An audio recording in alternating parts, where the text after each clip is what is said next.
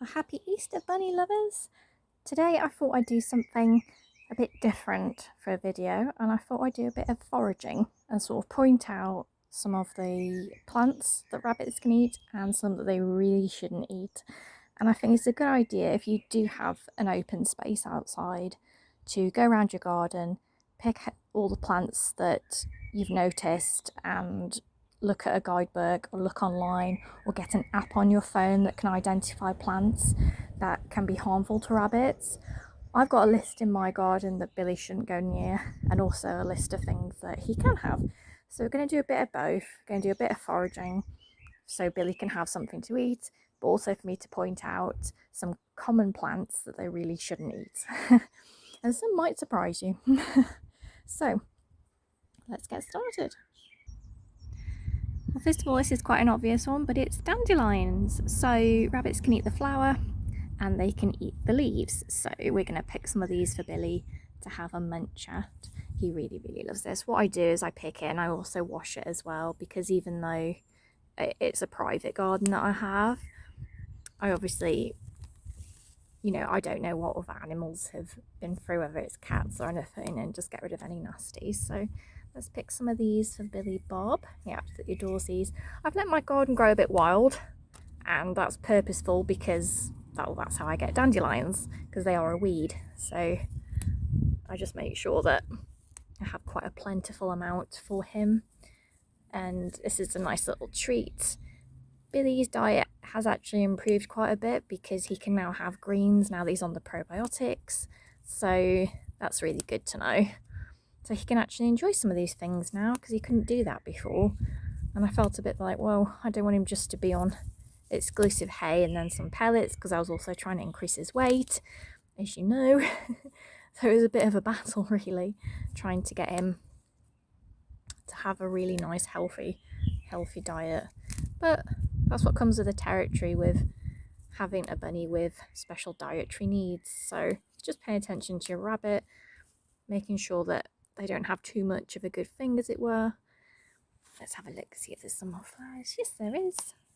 So this is my garden, so I can pick them. So we've got some nice mix there. The other thing bunnies love is lavender, or they can love. Now, as you can see, these are the bits that have died and need trimming off just to encourage further growth. But you can start to see, as the weather's actually warming up in the UK, you can see the fresh leaves coming through. So I'm going to pick a few bits of this for Billy, and that can go in my basket. So it's turned out to be a nice little salad for him. There we go. So we'll just pick off a few. And I absolutely love lavender. I absolutely love it. And if you like rub it, you can smell it. It's just such a nice smell. And the bees absolutely go mad for this. So it encourages pollination. Right then, let's move on to something else. Right, so this hasn't flowered yet, so you probably can't even guess what plant it is, but it's actually a rose bush. So rabbits love roses, and they're perfectly safe for them to eat. They can eat the flower and they can eat the leaves. So I'm just going to pick a few leaves for Billy.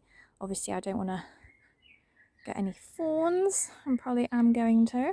So I'll just pick a little bit off. There we go. So I'll put some of the rose leaves in. And obviously when it starts flowering, then you can have some of the flowers. Got a nice little mix there.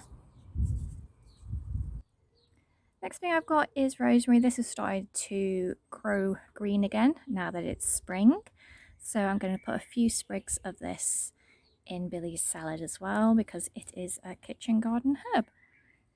And this is perfectly safe for bunnies to eat. So I'm going to sprinkle a few of those in. It's quite a strong smell.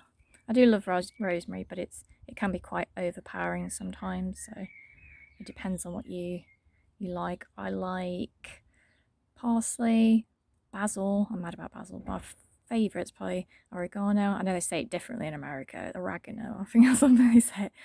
But this I find quite sickly, so I don't have too much of it in my own food. Right, so that is Billy's salad. Just a few little things for today. Obviously I don't want to sort of overdo it on the veggies because we know what his tum-tum can be like. This is a nice little fresh salad for him. I'll wash it and give it to him in a bit. But I thought I would show you sort of my plans for my garden, as well as the plants that Billy can't eat and shouldn't eat. So let's go ahead and do that. So I will be doing a lot of digging and tidying soon now the weather's improved, but I thought I'd point out a few common plants in my garden that Billy shouldn't be eating. Now these are native to Britain, so wherever you are, make sure you know what plants are native to you and you know what is poisonous, not poisonous for rabbits, because it's different in every country, isn't it? So this is the daffodil. So it's dying off a bit now because it's come to the end of its season, luckily. These are poisonous to rabbits. So Billy's not gone anywhere near these. He's had a little sniff, but he's not sort of tried to eat any or anything like that. And I always pull him away when he has a little... He's only been out once, so he's only had a little sniff around. He's not been out long enough to even consume anything yet. So this is something that's obviously going to die back and probably get removed anyway, because I'm actually allergic to daffodils, and I didn't even plant these, so I think the previous owners of the house did it. And they just keep coming back year after year, keep digging up the roots, and it still keeps coming back. I don't know how, but yeah, because it's on the verge and Billy's on a lead, he's never let loose or never will be let loose in the garden. It's something that I can sort of monitor. A second plant is this. As beautiful as it looks, the grape hyacinth is toxic to rabbits, so Billy will not be eating any of this. And it's something, you know, if that's common in a lot of gardens in the UK, so just to be aware of that.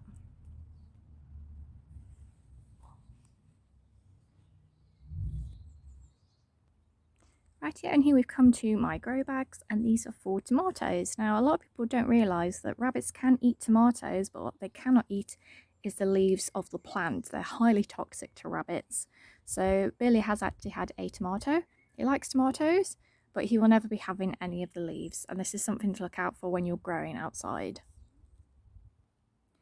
Right then guys, now it's coming to the planning stage. So these are my raised beds that I installed during lockdown, and which I have been growing things in, and now it's that time of year just after winter when I start planting again. So in this plot I actually did have herbs, so I had the oregano, the basil, the thyme.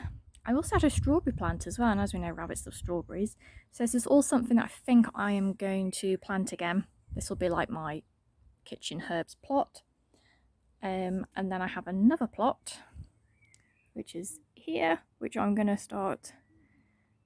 Let me get my hose ready. That I'm going to start planting. In here was carrots and mustard spinach. And I also tried potatoes, but they didn't go so well. The potatoes didn't. The carrots flourished. Now, rabbits can obviously eat the tops of carrots because they're the leafy bit. That's really good for them. You just obviously know with carrots themselves, they're very sugary. This is my little bag of seeds that I have, and I label them for different months of the year for when I should be planting. So this is my spring, start of April packs. This is what I'll be working on, and this has the mustard spinach as well as a few other seeds. So I've got leek in there as well. There we go, tomato. So I always label them and then I start planting as soon as it's possible. And I'm obviously quite conscious that I'm doing it for Billy now, so he's the one I'm planting for, is going to get the most out of it. I just thought I'd mention two books that have been really useful for me. It's the Hedgerow Apothecary and the Forager's Calendar. So if you are interested in foraging for your rabbit, it's worth getting some decent books and apps on your phone to help you with this. So this is good because I do make recipes and things from the things that I find as well. And this is obviously calendar based, so for every month of the year you can find out what you can and cannot eat. So that's really useful. I also took a course in foraging during lockdown, and that was really useful. I just found it so interesting, and it's been really useful since having Billy. So there's lots of online courses you can take that are really useful. So that's it for today. Happy Easter, and thank you for watching.